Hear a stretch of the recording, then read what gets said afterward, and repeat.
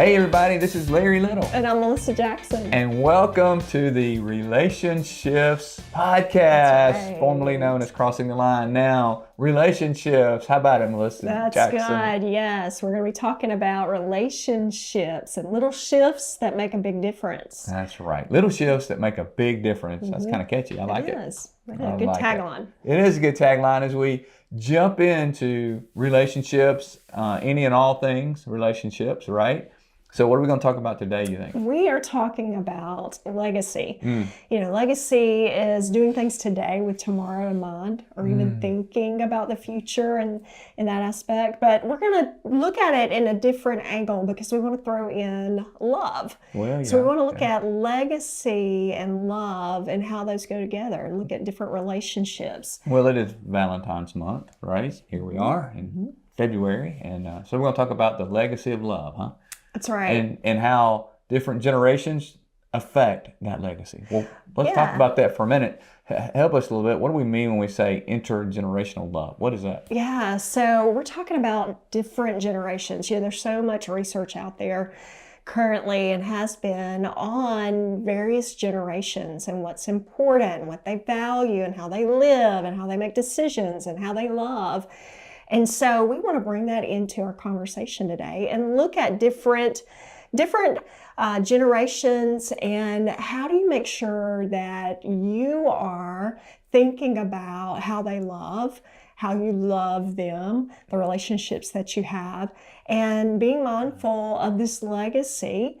If you have relationships with those that are older than you, how can you be mindful of the love, the relationship that you share? And then how do you make sure you're creating that legacy for those, your kids, those that are younger than you? How can you be mindful of all that? It's easier said than done, right? I mean, we love our children. Don't get me wrong, right? Well, man, we love our children. But it's not always easy to love our children. I mean, I know you have a teenager in your home. I do. And are almost right at it. And, I have two wonderful grown children. And you know that in my world, they have recently, they're gone. And we had this time when at separate times they lived with us and it was fun. It was good. We're glad that they came back, but I'm glad they're out. They're gone. Spoken like a dad. Just spoken like a dad. On the other hand, me being a mom, right? I'll have to tell you funny. Yesterday, I went to pick up my girl from school. Love those moments because you hear a lot. A lot of conversation going on, a lot of talking, and she was sharing with me. I am so excited. She said, to the day that I get to, live on my own, have my own apartment. Right. Because I'm going to, read all the time. She loves to read.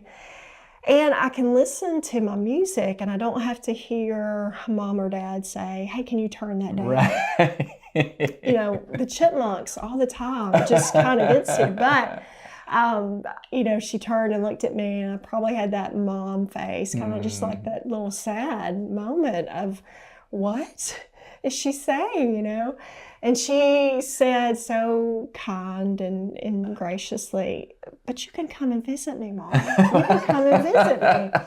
How kind. No, I'm not ready for those days. Well, I'm not ready for your days. Let me just help you with that, Melissa. She's also saying, not only, Mom, you can come visit me, but you can even pay for my apartment. I didn't really think about that in that moment. Thank you. That's very logical. Once again, right? Yeah. Intergenerational love, it is so important. And we are all living our legacy, right? And it's just a matter of how we're living that legacy. And you think about love and you think about families, and those are important, those who are like family. There's some data out there around the importance of intergenerational love. I mean, 90% of a poll was done, and 90% of the people polled said that they believe that the stories and the values that they receive are more important than even the material wealth. They said that those values are what 90% of the people said. We value the stories, the legacies that we learn. and the values that we gain, those are more important than money. Yeah, well, just think about for yourself, if you think about some important relationships in your life, and even if they're not still living, what you think about that sticks out in your mind. I think about my granddad and, the butterscotch candy that he would give me. Yeah. I think about a lady that was like my grandmother. She wasn't, my grandmother, but she was my grandmother. And what was important to me are Sunday lunches of eating together. So, those consistent things in our life that demonstrated care, demonstrated, their interest in our life, or, wanting to give us something that can bring some joy to us, or, just a little happiness, create memories. Those things are the important things. They are. And even if they're not, even if they're not big, significant things. I remember, I remember growing up, my grandmother was, and she died when I was young, but I was like under 6. And I can remember every time we'd go to her house, she kept this blue cup by her bed, and I'd have to go drink out of the cup. I don't know why. Every time. Isn't that weird how memories, but I would have to, and she, of course, being Mama, she loved that. She thought that was just wonderful. What was in that cup, Larry? Well, I think it was water, but who knows? I mean, it could have been, I don't know. I was always sleepy after that drink, right? No, it is important, and that overwhelmingly says those values are important. Those stories like that are important to pass down, but even in that, over 70% of the people say we get those stories, we get those values from our family, or those who are like family. We get those from people that we have a close, loving, familial relationship with. So, I think families are important. Intergenerational love it's really, really important. And interestingly also, as I've just talked about, over 60% of people polled said it's not the big acts. It's not the big gifts. It's not the huge. It's the little daily acts of kindness. It's the little daily stories. I mean, you think about things you remember from your childhood. You think about the things that you remember from your, and it's generally not the big, the big deal things, the big moves. And those had impact, no doubt. But the things that stay with you, that you kind of hold on to, that you learn from. Yeah, I think that speaks so strongly to consistency, and we need to see and experience and feel and know that there is someone solid in our life, someone consistent, someone that's present, and so like you're saying, these stuff, those aren't the memories that stick out further down the road. For most of us, it's the things where someone truly is present on some level in our lives, and that consistency equals love. And we have to be honest, it also can be negative. If we're in a pattern or environment of negative behavior toward us, because I know there are those listening who've suffered abuse, who've suffered a lack of love, and they may be going, wow, I wish I had that kind of relationship, and I don't. Yes. And so it's important to know that, those things make us who we are today as well. We get to choose. We'll talk about that in a minute, how we deal with it. But those obstacles are real, and they do affect us. But it's that, I think it's that understanding how important those stories are, right? How important those values that we pass down to those that we lead, that we love, that we care about. I think creating and living a legacy of love is, once you understand it, once you go, okay, I'm really thinking about it, it gives us the opportunity to be intentional. Yeah, and when you think about legacy too, and you slow down to really process, what do you have? What do you currently have in your life? What is that legacy of love? Who are those people? They can be family. They cannot, be blood related, but they're family. What do you have that you need to be mindful of? Because it is important to understand what you do have to, bring some gratitude to those relationships, they're not perfect. They're never going to be perfect. But what are those relationships that you need to know and be thankful for what you have? The friend that calls you up and it checks on you. The person at work that consistently connects with you and you talk about your weekend and talk about life stuff and what's going on. Those relationships that there's a true value and interest in where you are in life. All right, so think about your life and think about a time in your past that you felt this story, you experienced this story, and you felt either love or lack of love, whichever way you want to go with it. Tell us about a time when you felt loved or not, but a story in your life. Tell us about a story. Well, goodness, I can think of last night. Here I am, and we're busy. We got school things going on, and we're running 90 to nothing. And the next thing I know, my mom's calling me. My mom wanted to do something for me, a specific task, and so here is Mom calling me saying, I'm at the door. I'm right at the door. I'm coming in, and Mom, what are you doing? Well, I forgot to do this for you. Yeah, and here she is, I love it. coming to make sure that she helps me, and she wants to do that for me to show me that she loves me. Now I had it. I was about to do it. It's my responsibility to do it. And so, but she wanted to. I love and so, that. Oh, man. I needed to receive. You needed to receive. I needed to be able to receive that and know that she made an effort. Could I do it? Sure, but she wanted to, and she made an effort. And so, there's a place to receive that and be thankful for that, even if it's uncomfortable a little bit. Love that. What a story. What a legacy she's living. And your, almost 80 mom they're giving and creating and living that legacy for you and for Ellie and for all you guys to see. She's not just saying it, she's doing it. That's right. And Mimi, she's one of a kind. She is. There's no doubt. She's amazing. So my story goes back a ways further than last night, but just a little bit. But when I was like a teenager. So my dad, you have to know contextually, his dad was this big, just Irish. He's got a lot of Irish in his family, the rosy cheeks, the whole thing. So my dad has always been affectionate. He's always been, and that's the way I grew up. I didn't know any different. Unless, there's like a lot of love, a lot of hard times, not a lot of wealth, not a lot of money at times, but a lot of love. I had a lot of love, which was great when you're a child. But, I never will forget that when, as a teenager, I'm a young teenager, young buck on the basketball team, trying to find out. It didn't matter to him. It did not matter to him where we were. It didn't matter to him who was there. If I had the guys with me, if I had a girlfriend with me, it didn't matter. If I were going to leave the house or leave his presence, even like after a basketball game, whatever.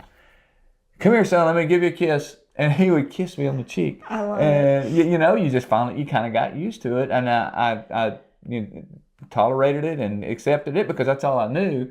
But when I got to be a dad, now what do you think I do when I see my grown son? I don't care if he likes it or not. He gets a kiss on the cheek and a hug, and same thing to my daughter, because that's the way we raised them. But that was a legacy piece that affection, that affirmation physically of just hugging and giving a kiss on the cheek and saying I love you. We can't leave without saying I love you. And by the way, just so everybody knows, I was over there one night this week checking on he and Mom, and guess what I had to do before I left? Come here and give me a kiss, Larry. Of course, absolutely. So it never goes away. I love it. And I hope you are passing that down to Landon. And right. I hope Landon does that as well. What a legacy there.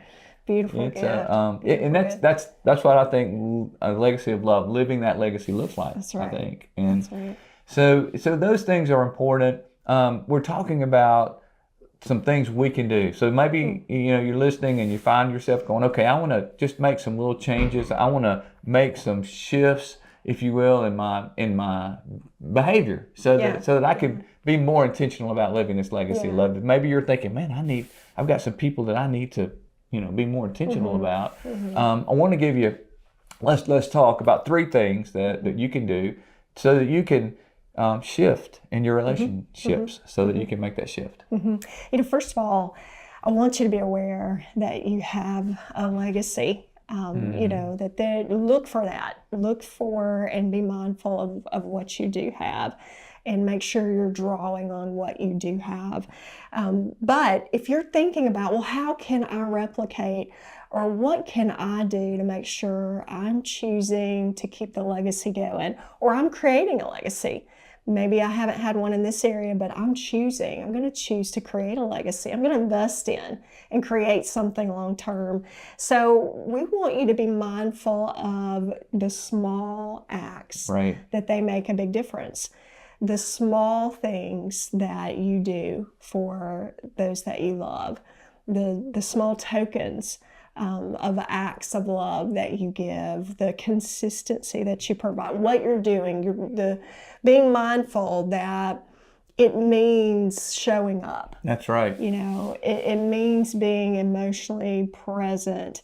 It means being able to be available. The small things, whether it's a task, whether you're doing something, maybe you don't want to, but you're choosing to do that because you know that other person needs that. It's the small acts of love that over time really begin to build. Yeah, that's exactly it really creates equity. That's so good. Love equity on a different level. Love equity. I love that. That is so good. And so it doesn't have to be big things, small things. A smile, listen, spend some time. You said be present, be there, be engaged. I think not perfect. Be present. And that brings us to the second thing. Okay, small things matter, so be intentional. But the second thing is, you may be thinking, I can't do this because I mess it up. I can't do this because I have so much on me right now. I can't do this because I can do this. The second thing is you got to give yourself permission to love. You got to love yourself in your imperfection. Love yourself in your mess ups. Love yourself when you fail, so that you can give yourself away to others. I think that's one that can easily be said, but can be difficult to realize when you're not doing that at times. And I evaluate that more with like grace, showing yourself grace. In this parenting generation, there's all kinds of parenting tips and helps, and do this and make sure you're not doing this, and all these things that are out there that can just cause you to be consumed and overconsumed, and you can kind of lose the perspective that we're human. We're gonna mess up. It's important that you do something with your mess ups. It's important that you demonstrate grace. So to me, loving yourself, you gotta kind of give yourself permission to mess up. Do something about it, but also you gotta have some grace. Yeah, I love that word, because I found in my life, when I give myself grace, I'm more likely to give others grace. Yeah, and I think that can be hard to do. Oh, it's very difficult to do. It can be hard to do. But I like that word you use, grace. I think that's something we can hold on to and aspire to really give ourselves grace, so that we can give others grace. So small things, give yourself grace. I love that. I love that word. That's love. That's love. Love yourself by giving yourself grace. And then the third one, what is it? The third one, we want to say to truly think about overcoming obstacles. The truth is we all have obstacles. And when we think or we look at another person or family or individual or whoever, and when we think that their life looks, like they just have so much fun and their life is wonderful, and we really fool ourselves, because the truth is everybody struggles. That's right. Everybody has obstacles. Sometimes some obstacles are more difficult and heavier than others, for sure, most definitely. But we all have obstacles, so we need to understand that there's a level playing field. There really is. And obstacles are going to come. They're going to be evident in our life. They're going to, challenge us on lots of different levels, professionally, personally, emotionally, all different levels. And we really need to be able to accept that and make some choices around overcoming some obstacles. Yeah, that's exactly it. And here's the thing. Everybody has mess. Yeah. Everybody has stuff in their life. Everybody. So if you wait to show someone love, and if you wait until they deserve it, you're never going to give it to them. Loving and living a legacy of love is not about giving love where it's deserved. It's about, I'm going to love you through the hard times. I'm going to love you when you don't deserve to be loved. I'm going to love you. That word unconditionally comes to my mind. And that's a choice. That's a choice to say, obstacles are going to come. We all have mess. There will be, you can come up with a million reasons why you shouldn't demonstrate love to someone that you care about, even, or that's important to you, because they're gonna fail. They're gonna mess up. They're gonna hurt you. Yeah. So this thing about loving through obstacles is so important. Loving and living a legacy of love is not easy. It's hard. It's difficult. But making that commitment to say, I'm going to love you through the hard times. That's right. Somebody that I really look up to so wise says, love is action. Love is about taking action. Love doesn't sit back and over ponder. Love is not, it's not passive. Right. Love steps out. And in order to do that, in order to have a legacy, these things are so important that you make sure you understand, you create that equity through small acts, you give grace, and you love yourself so you can love others, and that you choose to overcome obstacles. Wow. So I hope that you're thinking, because here's the question for our listeners and for us, right? What are we willing to do? What are we willing to shift in our behavior? What relationships are you willing to make? I want you to be very intentional about this. Think about it. What small things can you do? How can you begin to love yourself? How can you love through obstacles better? What are some? Now try to list a couple, list 2 or 3 of things you're going to do in this next 30 days. What are you going to do in this February month of love to live your legacy of love? What shifts are you going to make? What relationships are you going to make to speak into the life of those that you care about and those you love? That's right, because little shifts make a big difference. Yes, they do. And so I'm going to shift right now into, what has become just a fan favorite. Everybody clamors for it. Robin, our producer, and both of you look forward to this. I know it excites Robin you. loves it. She's like in this legacy of love that you're creating. She's loving this. This is the dad joke segment, and it scares Melissa and Robin to death because I don't let them see and bet really this does. joke. It really does.